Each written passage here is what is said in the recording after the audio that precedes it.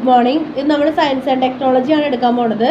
Science and ടെക്നോളജിയിൽ next chapter 10th chapter ആണ് force and motion. അപ്പോൾ നമുക്ക് ആദ്യം ഫോഴ്സിനെ കുറിച്ച് പറയാം.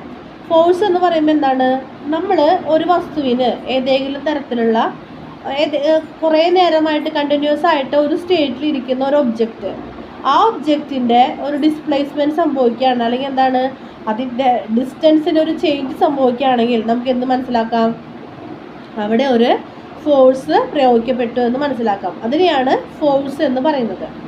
ഇനി മോഷനെ കുറിച്ച് പറയുകയാണെങ്കിൽ എന്താണെന്ന് വെച്ച് കഴിഞ്ഞാൽ, മോഷനുമായി ബന്ധപ്പെട്ടിട്ട് നമുക്ക് ഈ ചാപ്റ്ററിൽ പഠിക്കാനുള്ളത് ന്യൂട്ടൻ്റെ 3 ലോസാണ്.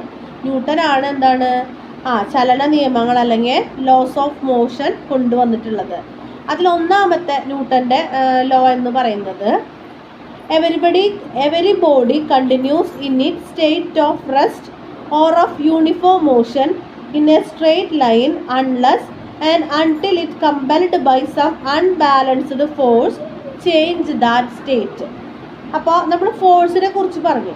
ഫോഴ്സിൽ തന്നെ ബാലൻസ്ഡ് ഫോഴ്സും ഉണ്ട്, അൺബാലൻസ്ഡ് ഫോഴ്സും ഉണ്ട്. ബാലൻസ്ഡ് ഫോഴ്സ് എന്ന് പറയുമ്പോൾ നമ്മളൊരു വസ്തുവിനെ 2 സൈഡിൽ നിന്നും വലിക്കാന്ന് വിചാരിക്കാം. വലിക്കുമ്പോൾ ഈ വസ്തുവിന് അല്ലെങ്കിൽ ഈ ഒരു ഒബ്ജക്റ്റിന് ഒരു ചേഞ്ചും ഉണ്ടാവുന്നില്ലെങ്കിൽ എന്താണ്? 2 ഭാഗത്തു നിന്ന് പ്രയോഗിച്ചിട്ടുള്ള ഫോഴ്സ് ഈക്വൽ ആണ്. അങ്ങനെയുള്ള ഫോഴ്സുകളെയാണ് ബാലൻസ്ഡ് ഫോഴ്സ് എന്ന് പറയാം. ഇനി ഇതേ വസ്തുവിൽ 2 പേര് ഇങ്ങനെ വലിക്കുമ്പോൾ ഇത് ഏതെങ്കിലും ഒരു ഏതെങ്കിലും ഡയറക്ഷനിലേക്ക് ഇത് മാറിയിട്ടുണ്ടെങ്കിൽ, ഇപ്പോൾ ഏതെങ്കിലും അത് കൂടുതലായിട്ട് ബലം പ്രയോഗിക്കപ്പെട്ട സ്ഥലത്തേക്ക് ഇത് മാറിയിട്ടുണ്ടെങ്കിൽ അതെന്താണ്? അവിടുത്തെ ഫോഴ്സ് ബാലൻസ്ഡ് അല്ല. കാരണം എന്താണ്? ഒരെണ്ണം കൂടുതലും ഒരെണ്ണം കുറവായത് കൊണ്ടാണ് കൂടുതലിൻ്റെ ഡയറക്ഷനിലേക്ക് ഈ ഒബ്ജക്റ്റ് മാറിയത്. അപ്പം ഇങ്ങനെയുള്ള ഫോഴ്സുകളെയാണ് അൺബാലൻസ്ഡ് ഫോഴ്സ് എന്ന് പറയുന്നത്. അപ്പോൾ ഫസ്റ്റ് ലോ എന്താ പറയണതെന്ന് വെച്ച് കഴിഞ്ഞാൽ, ഒരു ഒബ്ജക്റ്റിൽ, അതായത് കുറേ നേരമായിട്ട് ഏതെങ്കിലും ഒരു സ്റ്റേറ്റിൽ തുടർന്നുകൊണ്ടിരിക്കുന്ന ഒരു ഒബ്ജക്റ്റിൽ, ഇപ്പോൾ ഒന്നെങ്കിൽ എന്താണ് കുറേ നേരമായിട്ട് റെസ്റ്റിലായിരിക്കാം, അതല്ലെങ്കിൽ എന്താണ് ഏതെങ്കിലും തരത്തിലുള്ള മോഷനിലായിരിക്കാം, ചലനത്തിലായിരിക്കാം. അങ്ങനെയുള്ള ഒരു ഒബ്ജക്റ്റിലേക്ക് ഒരു അൺബാലൻസ്ഡ് ഫോഴ്സ് പ്രയോഗിക്കുന്നത് വരെ ആ ഒബ്ജക്റ്റ് എന്താണ്? അത് ഏത് സ്റ്റേറ്റിലാണോ അതേപോലെ തന്നെ ഇരിക്കും. റെസ്റ്റിലിരിക്കുന്ന ഒരു വ്യക്തി ഒരു അൺബാലൻസ്ഡ് ഫോഴ്സ് പ്രയോഗിക്കുന്നത് വരെ, വ്യക്തി എന്നല്ല ഏതൊരു ഒബ്ജക്റ്റും ഒരു അൺബാലൻസ്ഡ് ഫോഴ്സ് വരുന്നത് വരെ എന്താണ്? റെസ്റ്റിൽ തന്നെയായിരിക്കും. അല്ലെങ്കിൽ മോഷനിലുള്ള ഒരു ഒബ്ജക്റ്റ്, ഇപ്പോൾ ഒരു പന്തിങ്ങനെ ഉരുണ്ടുകൊണ്ടിരിക്കുകയാണ്, ആ ഉരുണ്ട് വരുന്ന പന്തിലേക്ക് നമ്മൾ ഒരു അൺബാലൻസ്ഡ് ഫോഴ്സ് പ്രയോഗിക്കുന്നത് വരെ അതിങ്ങനെ ഉരുണ്ടുകൊണ്ടേയിരിക്കും. ഇതാണ് ന്യൂട്ടൻ്റെ ഫസ്റ്റ് ലോ എന്ന് പറയുന്നത്. Every body continuous in its States of rest or uniform motion in a straight line unless and until it compelled by some unbalanced force to change that state. അതായത് ആ സ്റ്റേറ്റിനെ change ചെയ്യാൻ പറ്റുന്ന ഒരു unbalanced force പ്രയോഗിക്കപ്പെടുന്നത് വരെ എന്താണ്? ആ ഒരു object ഏത് സ്റ്റേറ്റിലാണോ ആ സ്റ്റേറ്റിൽ തന്നെ തുടർന്നുകൊണ്ടിരിക്കും. ഇതാണ് ന്യൂട്ടൻ്റെ ഫസ്റ്റ് ലോ പറയണത്. ഇനി ഫസ്റ്റ് ലോയിൽ പറയുമ്പോൾ നമുക്ക് പറയേണ്ട ഒരു ടേമാണ് ഇനേർഷ്യ അല്ലെങ്കിൽ ജഡത്വം എന്ന് പറയുന്നത്. അതായത് ഞാൻ ഈ ലോയിൽ പറഞ്ഞില്ല, ഒരു ഒബ്ജക്റ്റിൻ്റെ സ്റ്റേറ്റിനെ കുറിച്ച് പറഞ്ഞു. ഓരോ ഒബ്ജക്റ്റിന് അത് ഏത് സ്റ്റേറ്റിലാണോ ഇരിക്കുന്നത് അതേ സ്റ്റേറ്റിൽ തന്നെ തുടരാനുള്ള അതിൻ്റെ ഒരു ക്യാപ്പബിലിറ്റി, റെസ്റ്റിലിരിക്കുന്ന ഒരു ഒബ്ജക്റ്റിന് അത് റെസ്റ്റിൽ തന്നെ ഇരിക്കാനുള്ള ഒരു ക്യാപ്പബിലിറ്റി, മോഷനുള്ള ഒരു ഒബ്ജക്റ്റിന് മോഷനിൽ തന്നെ ചലിച്ചുകൊണ്ടേ ഇരിക്കാനുള്ള ഒരു ക്യാപ്പബിലിറ്റി, അതിനെയാണ് എന്ത് പറയുക? ഇനേർഷ്യ എന്ന് പറയുന്നത്. അതായത് ഓരോ ഒബ്ജക്റ്റിന് അതിൻ്റെ സ്റ്റേറ്റിനെ ചേഞ്ച് ചെയ്യാനുള്ള കഴിവില്ലായ്മ. അതായത് കഴിവില്ലായ്മ എന്ന് പറയുമ്പോൾ എന്താണ്? അത് അവിടെ തന്നെ ഇരിക്കുക. റെസ്റ്റിലുള്ളൊരു ഒരു ഒബ്ജക്റ്റ് എന്ന് പറയുന്നത് അതിനെ മോഷൻ ചേഞ്ചിലേക്ക് അതിന് സ്വയം മാറ്റാൻ പറ്റുന്നില്ല. അതെന്താണ്? ആ റെസ്റ്റിൽ തന്നെ ഇരിക്കുന്നു. അപ്പോൾ ആ ഒരു കഴിവില്ലായ്മേനെയാണ് എന്ത് പറയുന്നത്? ഇനേർഷ്യ എന്ന് പറയുന്നത്.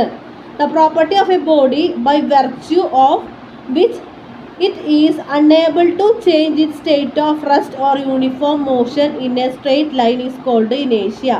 അതായത് ആ ഒരു സ്റ്റേറ്റ് ഏത് സ്റ്റേറ്റിലാണോ അതിരിക്കുന്നത് ആ സ്റ്റേറ്റ് അതിന് മാറ്റാനായിട്ട് അത് അൺഏബിൾ ആവാം, കഴിവില്ലാത്തതായി മാറുക. അതിനെയാണ് ഇനേഷ്യ എന്ന് പറയുക. സ്വന്തം സ്റ്റേറ്റ് ചേഞ്ച് ചെയ്യാനായിട്ട് ഒരു ഒബ്ജക്റ്റിൻ്റെ കഴിവില്ലായ്മ, അതിനെയാണ് എന്ത് പറയുക? ഇനേർഷ്യ എന്ന് പറയാം. നമുക്ക് അതിനൊരു എക്സാമ്പിൾ പറയാവുന്നത്, നമ്മൾ നിർത്തിയിട്ടിരിക്കുന്ന ബസ് പെട്ടെന്ന് എടുക്കുമ്പോൾ നമ്മൾ എന്താണ് പിന്നിലേക്ക് ഇങ്ങനെ പോകും അല്ലേ? കാരണം നമ്മൾ കുറേ നേരമായിട്ട് എന്താണ് റെസ്റ്റിലാണ്. അപ്പോൾ പെട്ടെന്ന് നമുക്കൊരു മോഷൻ വരുമ്പോൾ നമ്മൾ അവിടെ തന്നെ ഇരിക്കാനായിട്ട് നമ്മളൊരു ടെൻഡൻസി കാണിക്കും. അപ്പം നമുക്ക് സ്വയം എന്തില്ല, ബസ്സിനൊപ്പം പോവാൻ അല്ലെങ്കിൽ ബസ്സിന് ഒപ്പം ഇങ്ങനെ പോകാനുള്ള ഒരു ടെൻഡൻസി ഇല്ല, നമ്മുടെ കഴിവില്ലായ്മയാണ്.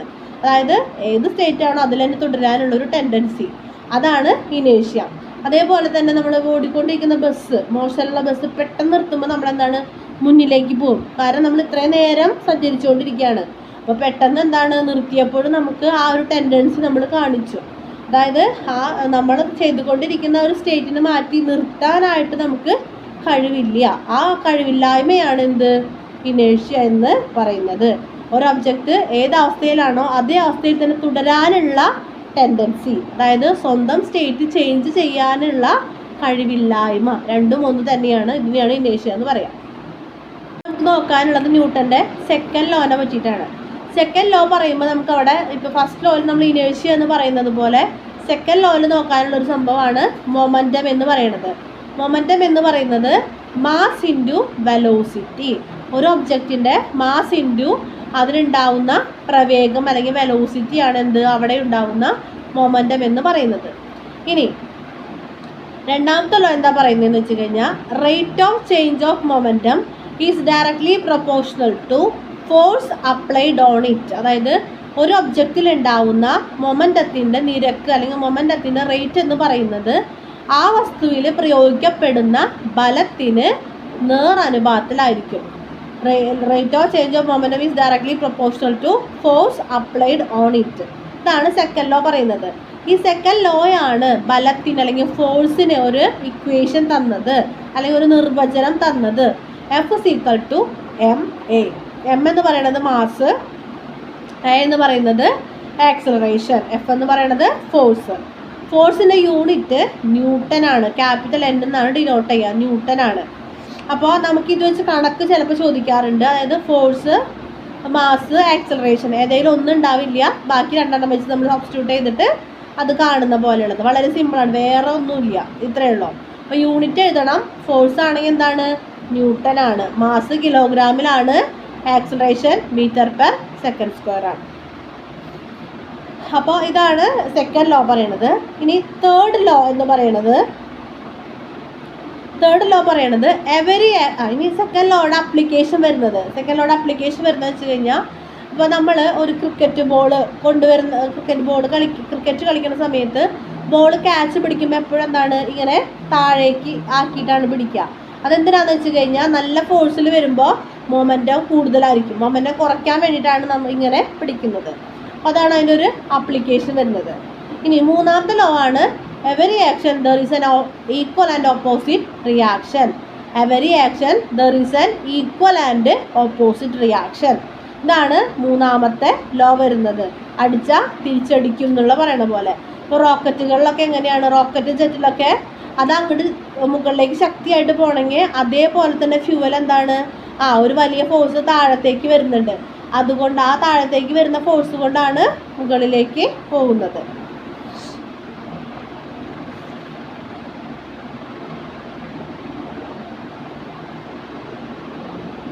അതേപോലെ തന്നെ നമ്മൾ ഗണ്ണ് ഉപയോഗിക്കുമ്പോൾ, തോക്ക് വയ്ക്കുമ്പോൾ എന്താണ് നമ്മളിങ്ങനെ തോളോട് ചേർത്ത് വെക്കണം. അല്ലെങ്കിൽ ഇവിടുന്ന് ബുള്ളറ്റ് പോകുന്ന അതേ ഫോഴ്സിൽ തന്നെ ഈ റൈഫിൽ എന്ത് ചെയ്യും, ഇവിടെ വന്നിടിച്ച് നമ്മുടെ ഇവിടെ തെല്ലിന് പരിക്ക് പറ്റാനുള്ള സാധ്യതയുണ്ട്. അതുകൊണ്ട് തന്നെ ചേർത്ത് വെക്കണം. ഇതൊക്കെയാണ് മൂന്നാമത്തെ ലോയ്ക്ക് വരുന്ന അപ്ലിക്കേഷൻസ്. ലോ ചോദിക്കാം, അല്ലെങ്കിൽ ലോയുടെ അപ്ലിക്കേഷൻ എന്താണ്, അങ്ങനെയൊക്കെ നമുക്കിതിൽ നിന്ന് ചോദിക്കാം. ഇനി വരുന്നത് ഫ്രിക്ഷനാണ്. ഫ്രിക്ഷൻ എന്ന് പറയണത്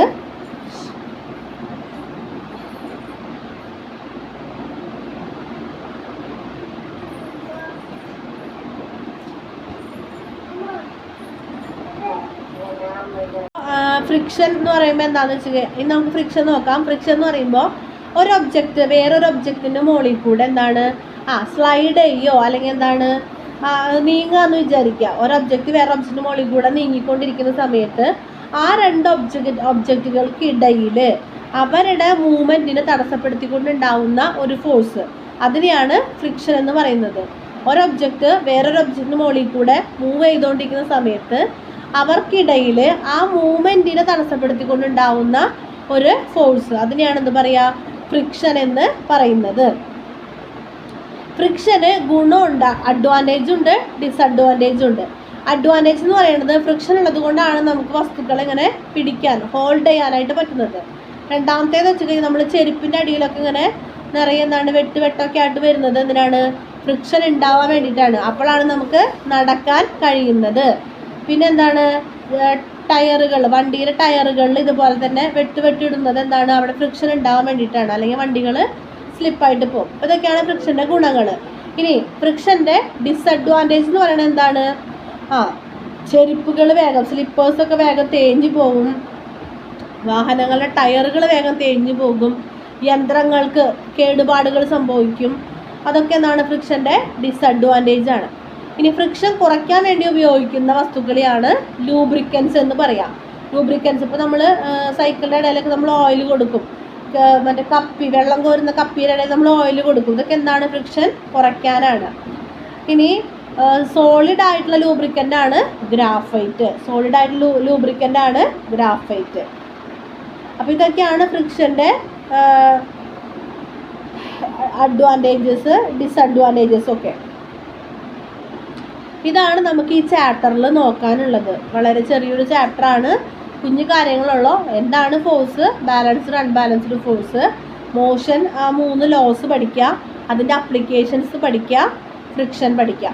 ഇത് എല്ലാതും ചോദിക്കാൻ സാധ്യതയുള്ളതാണ്. മെയിൻലി എന്താണ്, 3 ലോസ് മസ്റ്റായിട്ട് പഠിക്കണം, അതെന്തായാലും ചോദിക്കും. ഇത്രയുള്ള നമുക്ക് ഈ ചാപ്റ്ററിൽ നന്നായിട്ട് പഠിക്കാം.